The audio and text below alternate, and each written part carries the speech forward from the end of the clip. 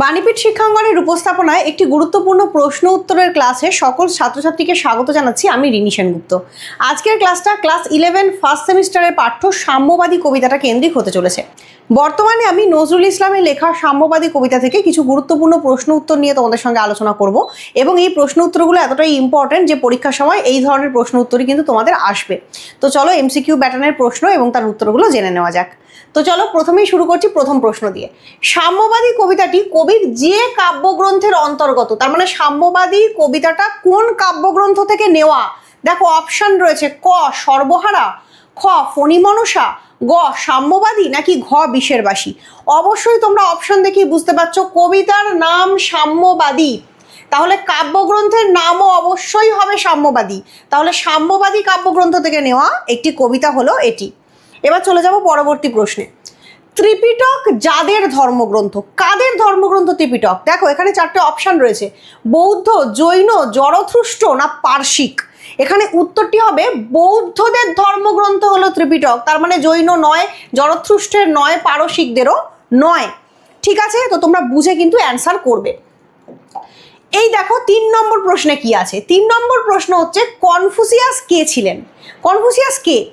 জাপানি দার্শনিক, চৈনিক দার্শনিক, না মিশরীয় লেখক, না একজন জৈন সন্ন্যাসী? কনফুসিয়াস ছিলেন প্রকৃতপক্ষে একজন চৈনিক দার্শনিক, চীন দেশের লোক ছিলেন এবং একজন দার্শনিক ছিলেন। তো এটা হচ্ছে সঠিক উত্তর। নেক্সট প্রশ্ন দেখো, গ্রন্থ সাহেব কাদের ধর্মগ্রন্থ, বা গ্রন্থ সাহেব যাদের ধর্মগ্রন্থ? কাদের ধর্মগ্রন্থ গ্রন্থ সাহেব? জৈনদের, পারসিকদের, ইসলামীয়দের, না শিখদের? গ্রন্থ সাহেব কিন্তু অবশ্যই শিখদের ধর্মগ্রন্থ, তাহলে সঠিক উত্তর হচ্ছে অপশন ঘ। এর পরের প্রশ্ন দেখো কি রয়েছে, সকল কালের জ্ঞান কোনখানে আছে? সকল কালের জ্ঞান কেতাবে আছে, ধর্মসাধনায় আছে, মানুষের নিজের মধ্যে আছে, না প্রকৃতিতে আছে? সকল কালের জ্ঞান প্রকৃতপক্ষে মানুষের নিজের মধ্যে আছে, প্রত্যেকটা মানুষের মনে, প্রত্যেকটা মানুষের নিজের মধ্যে। কারণ এখানে কবি কবিতাটাতে এটাই বলতে চেয়েছেন, তিনি সাম্যের গান গাইছেন, গাহি সাম্যের গান, যেখানে আসিয়া এক হয়ে গেছে সব বাধা ব্যবধান। তিনি এখানে সাম্যের গান গাইছেন, সকলকে মিলতে বলছেন এক জায়গায়, এবং সেই যে বোধটাতে তিনি মিলতে বলছেন সেটা হচ্ছে মানবিকতা। তো সেই জন্য মানুষের নিজের মধ্যে আছে। কিন্তু কেন এ পণ্ডশ্রম? কবি কাকে পণ্ডশ্রম বলেছেন? তার আগে আমাদের জানতে হবে পণ্ডশ্রম কথার অর্থ কি। পণ্ডশ্রম কথার অর্থ হচ্ছে বৃথাই শ্রম করা। যখন আমরা কোনো কিছুর পেছনে শ্রম করি কিন্তু সেই শ্রমটার কোনো ভ্যালু থাকে না, কোনো মূল্য থাকে না, সেটাকে তখন বলা হয় পণ্ডশ্রম। তাহলে পণ্ডশ্রম কিসের জন্য বলেছেন? কেন? না ধর্মগ্রন্থে জ্ঞানের সন্ধান করা, নাকি কঠিন কাজে আত্মনিয়োগ করা, না চোরকে ধর্মের কাহিনী শোনানো, না মানব সেবায় নিজেকে নিবেদন করা? সঠিক উত্তর হচ্ছে ধর্মগ্রন্থ পড়ে বা ধর্মগ্রন্থের মধ্যে জ্ঞানের সন্ধান করা, এটাই হচ্ছে পণ্ডশ্রম করা। কারণ ধর্মগ্রন্থ পড়ে কখনো জ্ঞান পাওয়া যায় না বা জ্ঞানকে অন্বেষণ করা যায় না। প্রকৃত জ্ঞান লাভের জন্য, প্রকৃত ধর্মজ্ঞান লাভের জন্য আমাদেরকে মানবতাবাদী হতে হয়।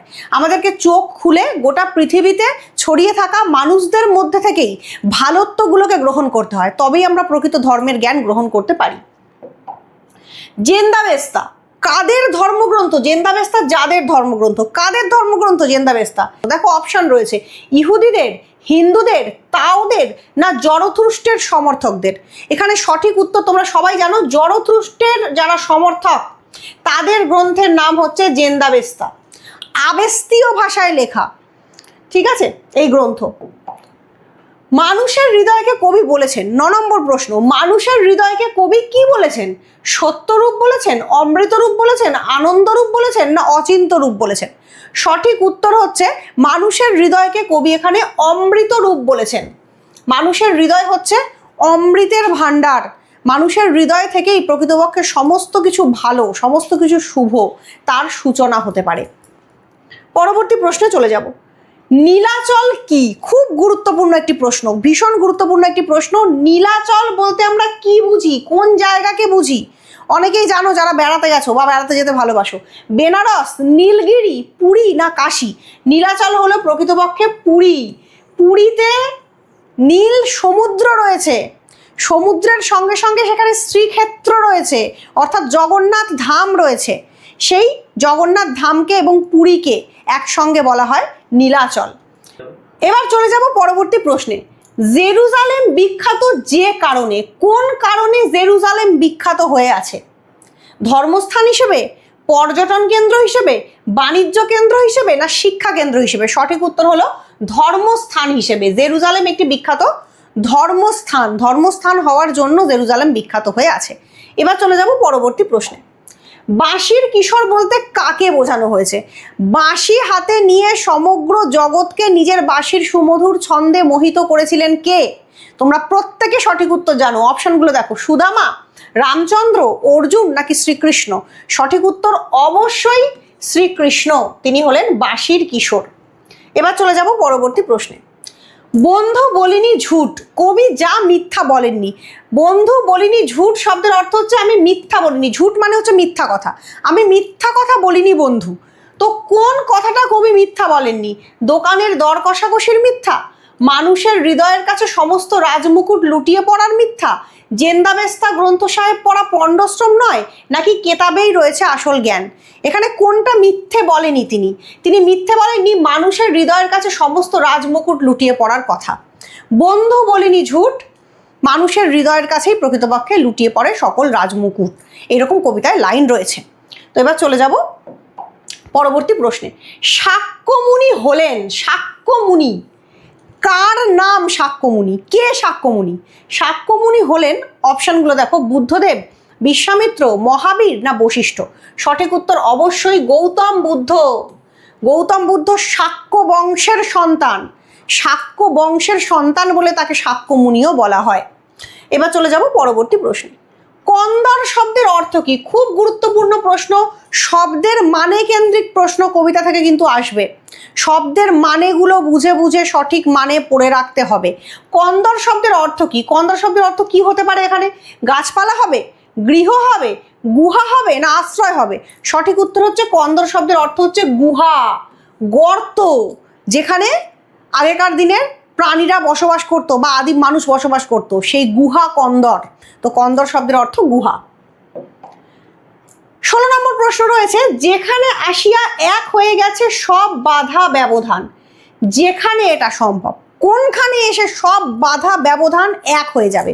অপশনগুলো দেখো, ধর্ম ব্যবস্থায়, রাজতন্ত্রে, সাম্যবাদী সমাজে, না সামরিক শাসন প্রতিস্থাপিত হলে? সঠিক উত্তর অবশ্যই সাম্যবাদী সমাজে, কারণ সাম্যবাদ মানেই হচ্ছে কমিউনিজম। কমিউনিজম মানেই হচ্ছে সকলকে এক করে নিয়ে চলা, এখানে কোনো ভেদাভেদ থাকে না। এখানে নারী পুরুষ, গরিব বড়লোক, উচ্চ নিম্ন কোনো ভেদাভেদ থাকে না। তো সেই জন্যই তো সাম্যবাদ। তো এখানে যখন বলেছে যে যেখানে আসিয়া এক হয়ে গেছে সব বাধা ব্যবধান, সেটা কি? সেটা সাম্যবাদী সমাজ। সেই কারণেই কবি বলছেন গাহি সাম্যের গান। চলো আমরা পরের প্রশ্ন দেখে নিই। চারবাক কি? চারবাক হলো, চারবাক একটা কি? দেখো অপশনগুলো, আরব দেশের একজন ধর্মপ্রচারক, প্রাচীন ভারতের একজন শাসক, বৌদ্ধ সন্ন্যাসী, না একটি ভারতীয় দর্শন সম্প্রদায়? চারবাক হলো প্রকৃতপক্ষে একটি ভারতীয় দর্শন সম্প্রদায়। চারবাক দর্শন বলি আমরা। এই চারবাক দর্শন একটি জড়বাদী দর্শন সম্প্রদায়। চারবাক দর্শন বিশ্বাস করে মানুষের মৃত্যু পরবর্তী আর কিছু নেই। ইন্দ্রিয়ের দ্বারা যতটুকু আমরা দেখতে পাই বা ইন্দ্রিয়ের দ্বারা আমরা যতটুকু অনুভব করতে পারি ততটুকুরই অস্তিত্ব আছে, ইন্দ্রিয়ের বাইরে কোনো কিছুর অস্তিত্ব নেই। সেই জন্যই তো চারবাকরা বলেন যে যতদিন বাঁচো সুখে বাঁচো, ঋণ করে হলেও ঘি খাও। বিখ্যাত উক্তি, যাবৎ জীবেত সুখং জীবেত, ঋণং কৃত্যা ঘৃতং পিবেত। ঠিক আছে, তো এই চারবাক হচ্ছে একটা ভারতীয় দর্শন, যারা নাস্তিক দর্শন সম্প্রদায়, ভারতীয় দর্শনের একটি শাখা। পরবর্তী প্রশ্ন, ঈশা মুসা হৃদয়ে যার সন্ধান পেয়েছিলেন, কিসের সন্ধান পেয়েছিলেন? চেতনার সন্ধান, বিশ্বাস, সত্যের পরিচয়, না অধ্যাত্মবোধের পরিচয়? প্রকৃতপক্ষে ঈশা মুসা তাদের হৃদয়ে সত্যের পরিচয় লাভ করেছিলেন, সত্যের সন্ধান পেয়েছিলেন, কবিতার লাইনে তাই বলা আছে। নবীরা খোদার মিতা যে হয়েছিল, কে নবীরা খোদার মিতা? কবিতার লাইনেই আছে, মেষের রাখাল। তাহলে অপশনগুলো দেখো, কালের রাখাল, মেষের রাখাল, মোহাম্মদ, না ঈশা মুসা? সঠিক উত্তর অবশ্যই এটা নয়, এটাও নয়, এটাও নয়, মেষের রাখাল, নবীরা খোদার মিতা। পথে ফোটে তাজা ফুল, এই তাজা ফুল প্রকৃতপক্ষে কি? অপশনগুলো দেখো, সজীব হৃদয়, মানুষের সৃষ্টি, পবিত্র ধর্মগ্রন্থ, না সুন্দর স্থাপত্য? প্রকৃতপক্ষে এখানে পথে ফোটে তাজা ফুল বলতে নজরুল কিন্তু মানুষের সজীব হৃদয়কে বোঝাতে চেয়েছেন। মানুষের বেঁচে ওঠা, মানুষের জন্ম লাভ করা, মানুষের পৃথিবীতে চলাফেরা করা, মানুষের বিভিন্নভাবে নিজেকে প্রকাশিত করা, মানুষের সজীব হৃদয়ের প্রস্ফুটন, উন্মোচন, সেটাই পথের ধারে ধারে ফুটে ওঠা তাজা ফুল। কাজেই আমরা কিন্তু সেইটাকেই গুরুত্ব দিয়ে দেখব। পরের প্রশ্ন, নিজের প্রাণের মধ্যেই যা খুঁজে পাওয়া যাবে, কি পাওয়া যাবে নিজের প্রাণের মধ্যে? সকল শাস্ত্র, বিশ্বভুবন, উদারতা না আলোকময়তা? প্রকৃতপক্ষে নিজের প্রাণের মধ্যেই সকল শাস্ত্রকে খুঁজে পাওয়া যাবে। কারণ আমরা বই পুঁথিতে পাঁজিতে খুঁজে যদি ঈশ্বরকে খুঁজতে চাই, ধর্মকে খুঁজতে চাই, তার প্রকৃত স্বরূপ আমরা খুঁজে পাবো না। প্রকৃতপক্ষে নিজের হৃদয়ের ভেতরেই সকল ঈশ্বরের নিবাস, সকল ধর্মগ্রন্থ এক হয়ে মিলে গেছে আমাদের মানুষের মধ্যে। সেই মিলিত রূপের নামই মানবতাবাদ। তো সেইখানে তিনি সকল কিছুকে খুঁজে পাওয়ার কথা বলেছেন। পরের প্রশ্ন, শাক্যমুনি যেখানে বসেছিলেন, কোথায় বসেছিলেন? বোধিবৃক্ষের তলায়, নির্জন প্রান্তরে, হৃদয়ের ধ্যান গুহায় না উপাসনা গৃহে? এখানে প্রকৃত উত্তর হবে হৃদয়ের ধ্যান গুহায়। নিজের হৃদয়ের মধ্যে অন্বেষণ করে শাক্যমুনি নির্বাণ লাভ করেছিলেন। শাক্যমুনি মানে গৌতম বুদ্ধ, তিনি নির্বাণ লাভ করেছিলেন নিজের হৃদয়ের মন্দিরে অন্বেষণ করে। পরবর্তী প্রশ্ন দেখি কি আছে। এইখানে বসে গাহিলেন তিনি ড্যাশ, যা গাওয়ার কথা বলা হয়েছে। এইখানে বসে কি গাওয়ার কথা বলা হয়েছে? উপনিষদের গান, কোরআনের সাম গান, ময়মনসিংহের গান না গ্রন্থ সাহেব? প্রকৃতপক্ষে উত্তর হবে কোরআনের সাম গান গাওয়ার কথা বলা হয়েছে।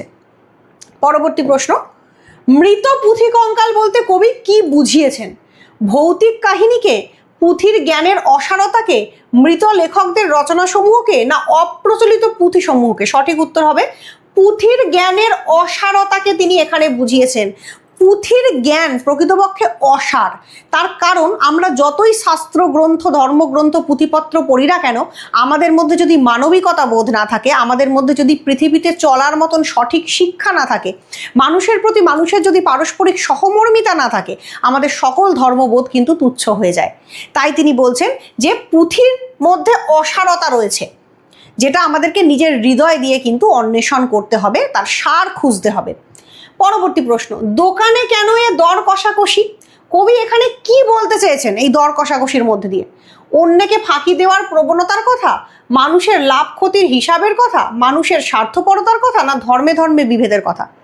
এখানে সঠিক উত্তর হবে অবশ্যই ধর্মে ধর্মে বিভেদের কথা। দোকানে কেন এ দর কষাকষি, পথে ফোটে তাজা ফুল। অর্থাৎ আমরা সাধারণভাবে মানুষের সজীব হৃদয়কে, মানুষের সৃষ্টিকে, মানুষের যে জীবনযাপন পদ্ধতিকে, সেটাকে গুরুত্ব না দিয়ে আমরা কিন্তু ধর্ম নিয়ে বিভেদ করতে ব্যস্ত হয়ে পড়ি, যেটা কোনোভাবেই কাম্য নয়। পরবর্তী প্রশ্ন, সমস্ত দেবতার মন্দির হলো কি? কোন জায়গাটা? মানুষের মনে, প্রকৃতির মধ্যে, যে কোনো দেবস্থানে না নির্জনতায়? সমস্ত দেবতার মন্দির হলো মানুষের মনে। মানুষের মনের মধ্যেই সকল দেবালয়, এটা কবি মনে করেছেন। পরবর্তী প্রশ্ন, বাঁশির কিশোর যা করেছিলেন, কি করেছিলেন? মহাগীতা রচনা করেছিলেন, যুদ্ধ ঘোষণা করেছিলেন, বাঁশিতে সুর তুলেছিলেন না শান্তি ও পরমার্থের কথা শুনিয়েছিলেন? সঠিক উত্তর হবে অবশ্যই এখানে বাঁশির কিশোর কে? বাঁশির কিশোর অবশ্যই শ্রীকৃষ্ণ, যার হাতের বাঁশিতে তিনি সমগ্র পৃথিবীটাকে মত্ত করে রেখেছিলেন। এবং তিনি কি করেছিলেন? সেই বাঁশির কিশোর শ্রীকৃষ্ণ কি করেছিলেন? তিনি মহাগীতা রচনা করেছিলেন। গীতার বাণী তিনি সমগ্র জগতে প্রচার এবং প্রসার করেছিলেন। পরবর্তী প্রশ্ন, আরব দুলাল বলতে যাকে বোঝানো হয়েছে? আরব দুলাল কে? হজরত মোহাম্মদ, হায়দার আলী, খোদা না আল্লাহ? সঠিক উত্তর অবশ্যই আরব দুলাল, হজরত মোহাম্মদের কথা এখানে বলা হয়েছে। পরবর্তী প্রশ্ন, মৃত পুঁথি কঙ্কালে যা খোঁজা উচিত নয় বলে কবি মনে করেছেন? প্রকৃত জ্ঞান, দেবতা ঠাকুর, লেখকের মনোভাব, লেখকের নাম? এই প্রশ্নের উত্তরটি আমি দেব না। এই প্রশ্নের উত্তরটা তোমরা প্রত্যেকে কমেন্ট করে জানাবে সঠিক উত্তর কি হবে। কবিতা পড়লেই কিন্তু তোমরা প্রশ্নের উত্তর দিতে পারবে। তো চলো নেক্সট প্রশ্ন দেখে নিই। কেন খুঁজে ফেরো দেবতা ঠাকুর? দেবতা ঠাকুর কোথায় খুঁজে ফেরার কথা বলা হয়েছে? মন্দিরে, দেবালয়ে, মৃত পুঁথি কঙ্কালে না ধর্মগ্রন্থের মধ্যে? সঠিক উত্তর হচ্ছে মৃত পুঁথি কঙ্কালে। মৃত পুঁথি কঙ্কালের মধ্যে দেবতা ঠাকুর খোঁজার কথা বলা হয়েছে। তো আজকের ক্লাসটা এখানেই শেষ করলাম। তোমাদের এই ছোট প্রশ্নের ক্লাসগুলো কেমন লাগছে অবশ্যই কমেন্ট করে জানাও। ভালো লাগলে বেশি বেশি করে যুক্ত হও বাণীপীঠ শিক্ষাঙ্গনের সঙ্গে, সাবস্ক্রাইব করে রাখো, লাইক করো, শেয়ার করো বন্ধুদের সঙ্গে, এবং অবশ্যই আমার চ্যানেলের সঙ্গে যুক্ত থাকো পরীক্ষার আগে বিভিন্ন বিষয়ে গুরুত্বপূর্ণ আলোচনা পাওয়ার জন্য। আজকের ক্লাসটা এখানেই শেষ করছি। ধন্যবাদ।